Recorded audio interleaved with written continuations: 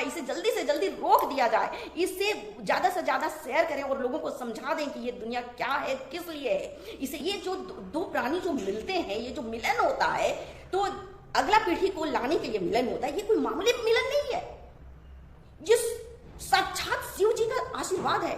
अब नर नारी खाली रहेंगे तो क्या आगे चलेगा दुनिया? नहीं ना। तो नर नारी का संबंध बनाए और उस संबंध में से अगला पीढ़ी आता है। जो जय माता दी, मैं हूं हेमा भारती और आप देख रहे हैं मेरा चैनल माँ हेमा चैनल। तो फ्रेंड्स, एक नए वीडियो में आपका बहुत बहुत स्वागत है।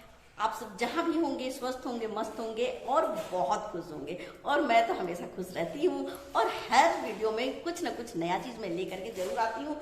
देखिए, सबसे पहले तो मुझे डिस्टर्ब हो रहा है ना कि मेरा जो कैमरा का जो हाइट है ना वो नीचे हो जा रहा है, तो आप सबको मैं नीचे से देखकर बात करूंगी तो बुरा मत मानिएगा, क्योंकि ऐसा सामने बात करने से थोड़ा अच्छा रहता है, लेकिन व्यवस्था नहीं हो पा रहा है ना, तो इसके वजह से जो भी जैसा भी वीडियो बनाते हैं आप सब प्लीज अपना साथ बनाए रखें। और इस वीडियो में जो मैं बोलने जा रही हूँ, जरा इसको थोड़ा गंभीर होकर के सुने और ध्यान से सुने, क्योंकि इस वीडियो में इतना मैं सटीक चीज लेकर के आई हूँ, इतना इंपॉर्टेंट चीज लेकर एकदम सच्चाई लेकर के आई हूँ दुनिया की, कि इसे हर एक इंसान को जानना बहुत जरूरी है।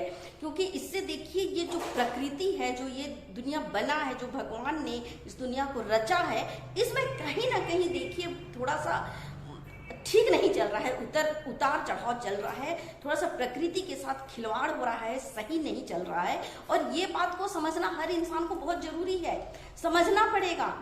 नहीं समझेंगे तो कैसे चलेगा? इसलिए प्लीज प्लीज प्लीज इस वीडियो को स्किप ना करें और जरूर पूरा देखें, ध्यान से देखें, आपको बहुत कुछ समझ में आएगा। और बहुत जरूरी चीज मैं बोलने जा रही हूँ। देखिए, ऐसे जो वीडियो में जो लेकर के आती हूँ और कुछ बोलती हूँ, ऐसे नहीं बोलती हूँ, मैं पूरा अनुभव का चीज आपके साथ शेयर करती हूँ। बहुत सारे वीडियो देखेंगे और बहुत सारी चीज आपको मिल जाएंगे, दिख जाएंगे, समझा देंगे लोग और आपको समझ में आ भी जाएगा। लेकिन जो हमें अति आवश्यक है, जिससे कि मतलब हमारा जो दिनचर्या है वो कहीं ना कहीं एकदम मतलब ध्वस्त होते जा रहा है, पूरा प्रकृति में उसका असर हो रहा है और प्रकृति जो है सो पूरा ध्वस्त हो रहा है, तो इसे हमें समझना बहुत जरूरी है। सबसे पहले तो मैं ये क्लियर कर दूं, हो सकता है कि आज का वीडियो बहुत लंबा हो जाए, तो मैं इसे 2 पार्ट में करके बताऊंगी, लेकिन इसे समझाना बहुत जरूरी है, क्योंकि ये हमारा आपका सवाल है, हमारे बच्चों का सवाल है, न्यू जनरेशन का सवाल है, प्रकृति का सवाल है, भगवान का सवाल है, इंसान का सवाल है। तो इस बात को समझना बहुत जरूरी है। वीडियो बहुत सारे मिल जाएंगे, किताब बहुत सारे मिल जाएंगे, हर चीज, लेकिन गीता में जो ये बात बहुत ही स्पष्ट लाइन में बताया गया है, ये बातें जल्दी नहीं लोग उसको समझ पा रहे हैं और न अपने वीडियो में ला रहे हैं, ना इसका किताब लिखा जा रहा है और ना इसे कोई स्पष्ट करना चाह रहा है, जो कि स्पष्ट करना बहुत जरूरी है हमारे लिए। तो चलिए इस वीडियो में जानेंगे कि आखिर ऐसा कौन सा बात है जिसको इतना हम जरूरी बोल रहे हैं और इसे एकदम हर इंसान को समझना ही चाहिए। मैं एकदम दावे के साथ बोल रही हूँ, अनुभव, अपना अनुभव बता रही हूँ। सबसे पहले मैं आपको बता दूं कि ये जो मेरा आज विषय है, ये है हमारे समाज का जो मेन जो जिस पर ये पूरा न्यू चल रहा है, पूरा प्रकृति चल रहा है, उस पर है। तो समझ गए होंगे कि किस पर ये पूरा प्रकृति चल रहा है। प्रकृति तो ब्रह्मांड पूरा है ही, लेकिन साथ में एक बहुत खास चीज है, वो है हमारे प्रकृति का नर और नारी, स्त्री और पुरुष। स्त्री और पुरुष का संबंध बहुत खास है, बहुत इंपॉर्टेंट है, जिसका मतलब पूरे समाज ने पूरा बदलकर उलट पलट कर दिया है। इसे समझने की जरूरत है। तो आज हम स्त्री पुरुष का संबंध के बारे में बात करने जा रहे हैं। तो अगर आपको मेरा वीडियो अच्छा लगे तो लाइक शेयर कमेंट कर दीजिएगा। मेरे चैनल में नए हैं तो चैनल को सब्सक्राइब कर दीजिएगा, बेल आइकन प्रेस कर दीजिएगा, ताकि मेरे वीडियो के नए नोटिफिकेशन आप तक पहुंचे। आप भी मेरे जैसे ही माता रानी के भक्त हैं तो मेरे कमेंट बॉक्स में जय माता दी लिखना ना भूलें। तो चलिए फ्रेंड्स, इस वीडियो को शुरू करते हैं और जानते हैं स्त्री पुरुष का संबंध क्या है।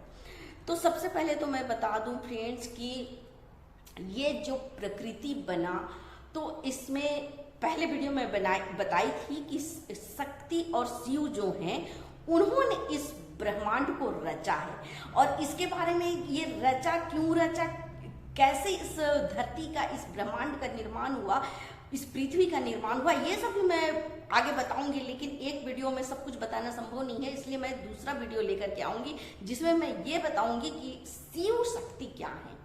इसका एक वीडियो आएगा, उसे आप जरूर देखिएगा। और मैं एक बात और आपसे बताना चाह रही हूँ कि देखिए, बहुत से साधु संत हैं, अध्यात्म के तरफ जो लोग हैं, सात्विक हैं, वो लोग बहुत से अपने इस तरह का बातों को आपके सामने रखते हैं, सत्संग करते हैं, कथा करते हैं, कथावाचक होते हैं। वो लोग अपने वाणी से आप लोग को समझाते हैं, बताते हैं और इसको मतलब आपको अध्यात्म की ओर ले जाते हैं और इस प्रकृति के बारे में पूरा स्पष्ट आपको बातें बताते रहते हैं। लेकिन मैं एक चीज और बोल दूं कि ये जो लोग हैं, बहुत ऐसे ब्रह्मचर्य हैं, ऐसे साधु संत हैं जो बिल्कुल सच्चे हैं। वो हर भूत, वर्तमान और भविष्य को अच्छे से समझते हैं। लेकिन आज के दौर में स्थिति भी ऐसी है तो ऐसा करना पड़ता है। आज के दौर में ऐसे साध्वी और साधु मिल जाएंगे जो सही बात तो बताते हैं, लेकिन कहीं ना कहीं उनका स्वार्थ हो जाता है। यह बिल्कुल गलत है। और मैं जो लेकर के आती हूँ वीडियो, बहुत अलग हट करके वही अध्यात्म की ओर आपको ले जाने की कोशिश कर रही हूँ। इस धरती को स्वर्ग बनाने की कोशिश कर रही हूँ कि आप सबको ये जो पूरा ब्रह्मांड है, इसका सब कुछ एक एक चीज समझ में आ जाए। तो ये कैसे समझ में आएगा? जो लोग हैं वो अपना बात को, कथावाचक लोग अपना बात को रखते हैं आपके सामने, आपको समझाते हैं, बताते हैं, लेकिन कहीं ना कहीं स्वार्थ रहता है। वो चाहते हैं कि ज्यादा से ज्यादा लोग आए, उनका जो है वृद्धि हो, सब सुने, उनके अनुसार चले। बहुत तक तो इतना तक है कि लोग ये भी कर रहे हैं, साधु संत लोग की अपने बातों को रखते हैं और पैसा कहीं ना कहीं लेन देन भी चल रहा है। होता है कि आप इतना जमा कर दें, कुछ न कुछ नाम पर, वो सब भी हो रहा है। कोई बात नहीं, चलिए, सबकी अपनी अपनी अपना अपना तरीका है, सब अपने तरीके से अपना कथावाचन कर रहे हैं, सबको ज्ञान दे रहे हैं, अच्छी बात ही कर रहे हैं। लेकिन मैं अपने बारे में बता दूं कि मेरा तरीका क्या है कि मुझे कोई लालच नहीं है कि मेरा यूट्यूब में हूं तो ऐसा ना सोचें कि मैं व्यू चाह रही हूं, या मैं ये चाह रही हूं कि मैं कुछ कमा लूं, कुछ पैसा कमा लूं, या मेरे बहुत से ग्रुप बन जाए, लोग सुने मुझे। ऐसा भी मैं नहीं चाहती। मेरा पर्पस बस सिर्फ एक है फ्रेंड्स, कि मैं देखिए भगवान के सामने बैठ करके वीडियो बनाती हूँ इस तरह का, और मैं जो बोलती हूँ वो मेरे ऊपर से आता है, मेरे दिल से आता है, मेरे आत्मा से आता है। मैं आपको स्पष्ट कर दूं कि मेरी ऐसी कोई भी मंशा नहीं है। मेरा ये वीडियो बनाने का बस एक ही मकसद है, और वो मकसद है कि जो ज्ञान मुझे ऊपर से सरस्वती माँ जो मुझे देती हैं, जो मुझे समझ में आता है, वो ज्यादा से ज्यादा आप तक पहुंचा सकूं इस YouTube के माध्यम से, इस वीडियो के माध्यम से, ताकि आप भी वो सब जो जरूरी चीजें हैं वो जान सकें। क्योंकि बहुत सा ऐसा ज्ञान मुझे अपने आप आते जाता है, होते जाता है, जिसे मैं चाहती हूँ, एकदम जरूरी समझती हूँ कि ये लोगों तक पहुंचना बहुत जरूरी है। और इस पर्पज से ही मैं आप तक ये सब बातें पहुंचाना चाहती हूँ, और चाहती हूँ कि आप सब ज्यादा से ज्यादा इसे देखें और ज्यादा से ज्यादा शेयर करें, ताकि जो मुझे ज्ञान प्राप्त हुआ है वो आप सब तक पहुंच पाए। बस यही उद्देश्य से मैं वीडियो बनाती हूँ। अच्छा, अब है दूसरी बात कि मैं जो बातें कर रही हूँ कि स्त्री पुरुष का, उनका संबंध क्या है। मैं अभी वीडियो को इधर उधर नहीं, बातें इधर उधर करके कुछ दूसरा अभी थॉट में नहीं जाऊंगी कि ये मेरा मकसद है, ऐसा नहीं। जो मेरा अभी है विचार कि मैं स्त्री पुरुष का संबंध के बारे में रखूं तो उसे ही रखूंगी, अभी इधर उधर ज्यादा नहीं जाएंगे, नहीं तो वीडियो बहुत लंबा हो जाएगा। तो अब बोलेंगे कि ये सब ज्ञान मुझे कहाँ से आ रहा है, मैं कोई शास्त्र पढ़ी हूँ, मुझे क्या है, कहाँ मैं किस गुरु को ये सब चीज सीखी हूँ, गुरु को गुरु मानती हूँ, किस गुरु से मैं ये सब शिक्षा लेती हूँ और मैं आप तक पहुँचाती हूँ। नहीं, सबसे पहले एक बात बता दूं, स्त्री पुरुष का संबंध को समझने के लिए ये समझना बहुत जरूरी है कि आप जब तक अंतर्मुखी नहीं होंगे, अंतर्मुखी मतलब आप अपने अंदर के आत्मा में नहीं पहुंचेंगे, नहीं झांकेंगे, तब तक आपको ये सब ज्ञान नहीं मिलता है। आपको कहीं से शिक्षा लेने की जरूरत नहीं है।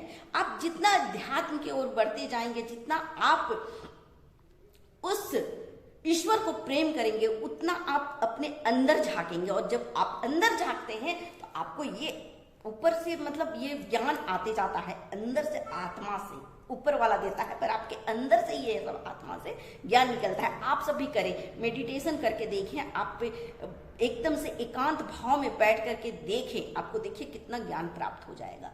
गौतम बुद्ध को ऐसे ज्ञान की प्राप्ति नहीं हो गई थी, उन्होंने उतना किया था साधना, पीपल वृक्ष के नीचे बैठे एकांत भाव से, तो उन्हें सारी चीजें समझ में आ गई थी, प्रकृति ब्रह्मांड सारा चीज। तो मुझे भी इसी तरह से ये ज्ञान प्राप्त होता है। तो जरूर आप सब वीडियो को देख करके ज्यादा से ज्यादा शेयर करें और इस बात को लोगों तक पहुंचाने की कोशिश करें कि ये स्त्री पुरुष का संबंध क्या है। अब मैं बताऊं कि जब शिव शक्ति का एक वीडियो आपको अलग से मिल जाएगा। जब शिव शक्ति ये ब्रह्मांड को रच रहे थे, तो ब्रह्मांड का तो उन्होंने निर्माण कर दिया, तरह तरह के फूल, नदी, वृक्ष, पहाड़, पर्वत, मैदान सब कुछ बना डाले, जीव जंतु, पानी में के जीव, स्थल के जीव, आकाश के जीव, हर चीज बना दिए। उसमें से एक जीव उन्होंने बनाया स्त्री और पुरुष। स्त्री पुरुष बने बड़े खूबसूरत, बहुत ही नर नारी, जिनको बुद्धि दिए, अलग से कुछ विशेष चीज दिए जो उन्हें अन्य जो जीव जंतु है उनसे विशेष बनाता था, ऐसा उन्हें मतलब बुद्धि विवेक दिए। तो ये हुआ नर नारी। अब ये सब चीज तो हो गया, अब प्रकृति बना तो दिए, लेकिन प्रकृति का एक स्वरूप था कि ये हमेशा जन्म जन्मांतर तक ये प्रकृति ब्रह्मांड चलता रहे। तो कैसे? अब ये जीव जंतु तो अगर अगला पीढ़ी नहीं आता है तो वो तो समाप्त हो जाएगा वहीं पर, ये ब्रह्मांड तो वहीं पर सर्वनाश हो जाएगा। अगर जीव जंतु एक जन्म नहीं देते हैं, नहीं आगे बढ़ता है पीढ़ी दर पीढ़ी, तो सर्वनाश नहीं हो जाएगा, सब बर्बाद हो जाएगा। और जब हम सब बर्बाद हो जाएंगे तो सारा ब्रह्मांड, पूरा प्रकृति खत्म हो जाएगा। ये बात हो गई। तो जिसको इतने विचार के साथ शिव और सती और शिव ने इतने विचार के साथ, इतने मेहनत के साथ, इतनी मतलब उत्साहित होकर के इस ब्रह्मांड को रचा था, वो तो बर्बाद हो जाएगा। इसके लिए उन्होंने बनाया कि ये प्रकृति सिर्फ बन करके स्थिर ना रह जाए, ये आगे बढ़े, जन्म जन्मांतर तक चलते रहे। ये जो मैंने बनाया इसका विनाश ना हो, ये हमेशा युगों युगों तक एकदम चलता ही रहे। तो कैसे चलेगा?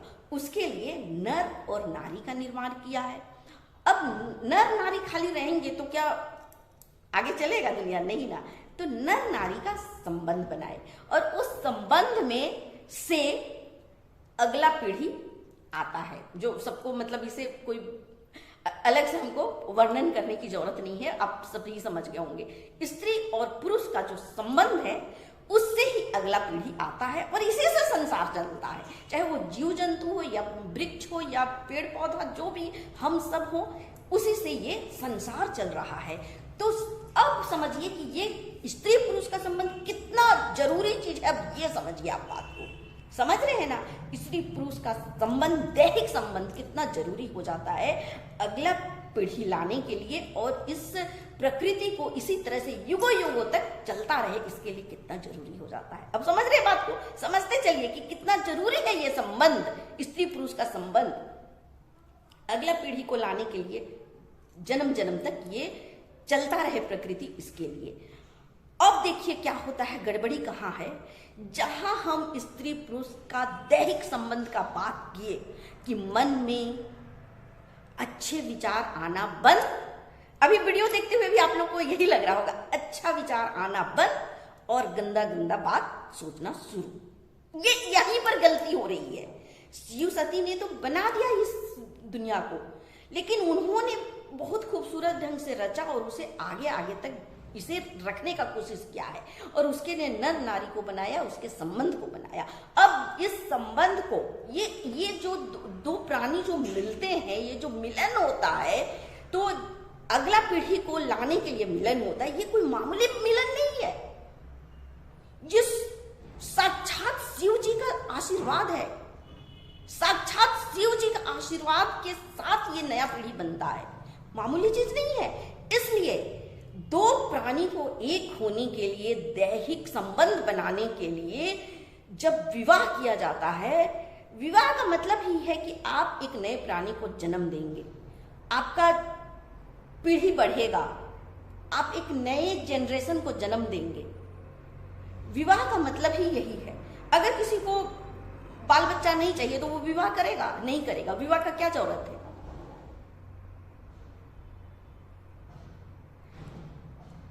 तो ये बहुत बड़ी मतलब समझने की बात है। विवाह इतना मतलब सर्वश्रेष्ठ बंधन है। अब बात रह गई कि इसे हम क्यों इतना मतलब इसे खास क्यों माना जा रहा है?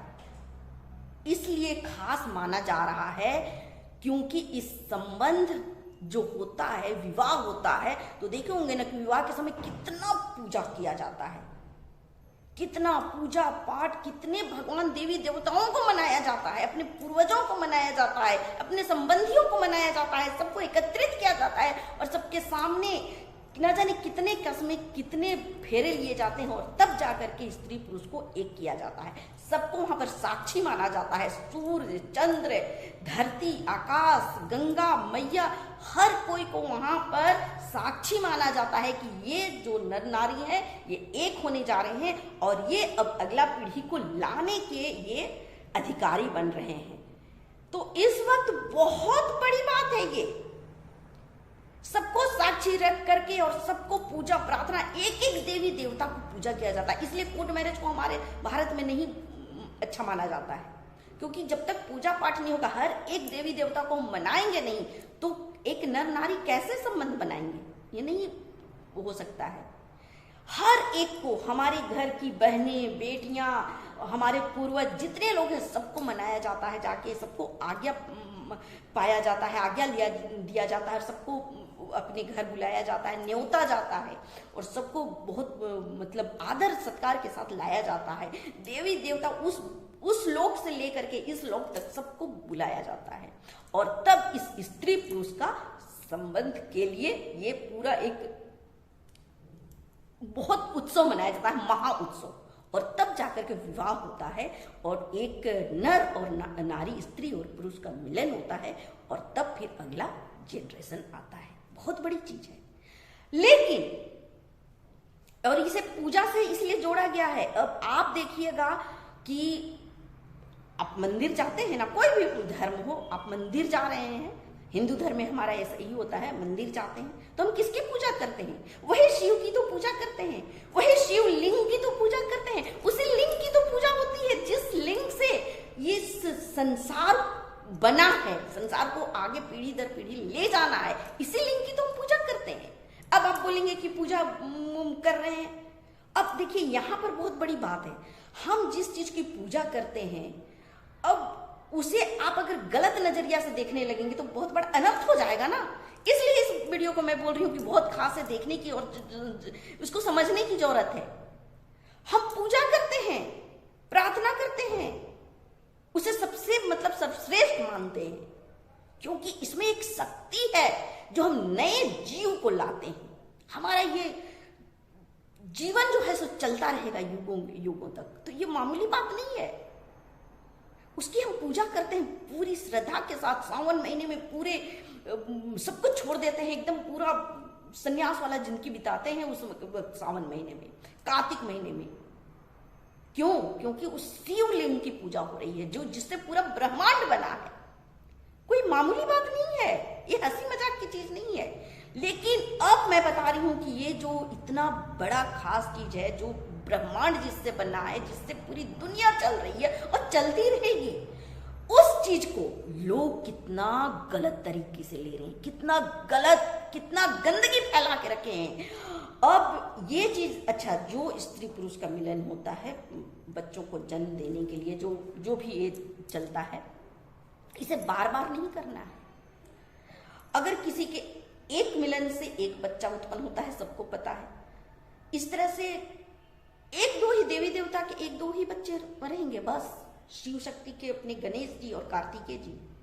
और अगर ज्यादा बच्चे होते हैं तो वहां कुछ बहुत बड़ी बात है, तो उस तरीके से फिर वो उन बच्चों का एक अलग चीज से फिर वो उनका जन्म होता है, बहुत बड़ी बात है। लेकिन यहाँ लोग जब ये संसार बना तो ये चलते चलते चलते चलते चलते युगों तक जब कलयुग आ गया तो इतना घृणित लोग कर दिए हैं, इतना घृणित कर दिए हैं कि इस कलयुग में इस जो संबंध है इसे एक मतलब क्या बोलेंगे, मजाक का वस्तु समझने लगे हैं। मजाक मतलब मजाक बना दिए हैं इस संबंध को। बस केवल दिमाग में वही घुसा हुआ है। ये देखिए, काम, क्रोध और लोभ को ज्यादा नहीं बढ़ावा देना चाहिए, उसे वहीं पर शांत कर देना चाहिए। एक बार दो बार करके एक नया जीव को निर्माण करके आपको वहां पर स्टॉप कर देना है। आप दोनों पति पत्नी को अब अध्यात्म की ओर जाना है। आपको उस शिव को, उस शक्ति को, उस राधा कृष्ण को, उस सीता राम को, उस लक्ष्मी नारायण को समझना है। उन्हें आपको याद करना है। और कैसे याद करेंगे? अगर आप इस वासना में, आप इस लोभ में, इस प्रपंच में पड़े रहेंगे तो क्या आप उस शिव शक्ति को पा सकेंगे? नहीं। तो इसे यहीं पर हमें जितना जल्दी हो सके उसे स्टॉप कर देना है और हमें उस जो ब्रह्मा है, जो हमें बनाया है, उन्हें याद करना है और उनको समझना है। उनसे हमको उनके मतलब आगोश में हमें चले जाना है। तो इस तरह से ये देखिए, दुनिया की बात को समझना है, जो कि आज के बच्चे, आज के जनरेशन नहीं समझ पा रहा है। इसे हंसी मजाक में टाल रहा है और एक मजाक बना के रख दिया है और बिना मतलब का नहीं नया पीढ़ी को लाना है, नहीं बच्चे पैदा करना है, लेकिन फिर भी एक संबंध बना रहे हैं, अवैध संबंध एकदम, जो कि बिल्कुल गलत है। मजे लेने के लिए इसे मजाक बना दिए हैं। शिव शक्ति का जो ये प्रकृति है, ये जो रचा है, उसे एकदम मजाक बना दिए, एकदम ध्वस्त कर दे रहे हैं। इसके सिर्फ मजा और मस्ती के लिए बस अब ये दुनिया चल रहा है ना, गलत सोच के साथ, गलत रिलेशन के साथ, और इससे ना जाने कितने पाप हो रहे हैं। पाप का घड़ा भरता जा रहा है, भरता जा रहा है, टप टप टप टप चूने लगा है। इतना पाप की मत पूछिए। चारों तरफ वो जो जिस उद्देश्य से भगवान इस संसार को रचे थे, वो तो ना जाने कहाँ गायब हो गया और लोग इसे इतना गंदा कर दिए हैं, इतना गंदा कि एकदम से मतलब लोग विवाह जैसे शब्द को तो भूल गए हैं और ऐसे रिश्ते बना बना करके एकदम मतलब हद कर दिए हैं। आगे बोलने का इच्छा नहीं हो रहा है।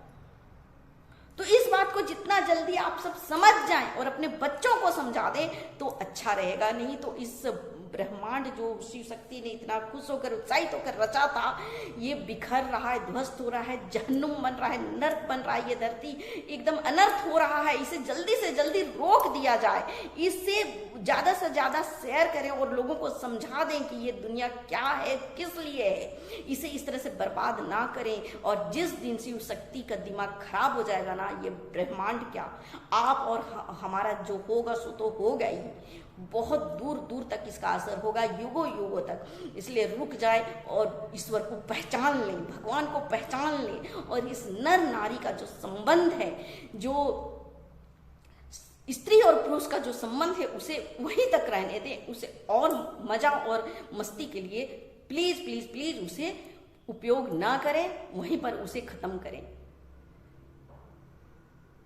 क्योंकि नया पीढ़ी लाने के लिए ही हम दैहिक संबंध बनाते हैं, उसके लिए विवाह होता है।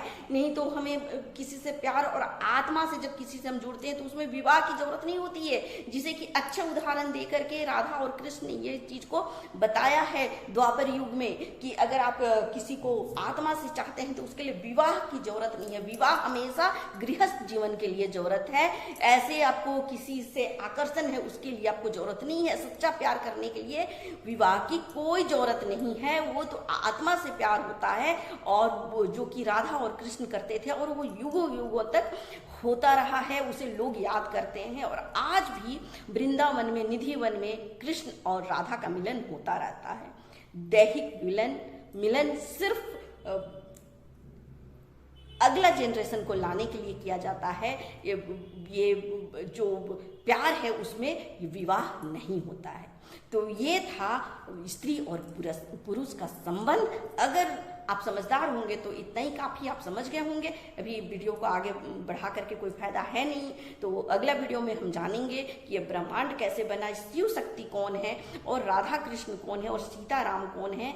ये सब की मतलब बहुत देखिए गहराई है, बहुत इसमें रहस्य है, बहुत कुछ जानना है। तो आप सब जल्दी जाग जाएं, उठ जाएं और समझ जाए इस बात को।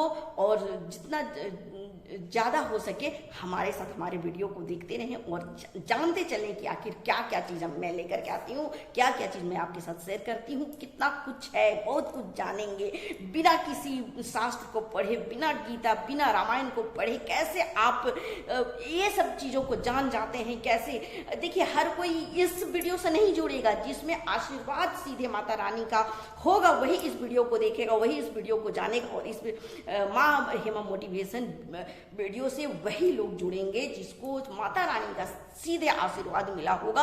उन्हीं तक ये सब जो अमृत है ना पीने का, उसी को सौभाग्य प्राप्त होता है जिन्हें कि सीधे ईश्वर का आशीर्वाद मिलता है।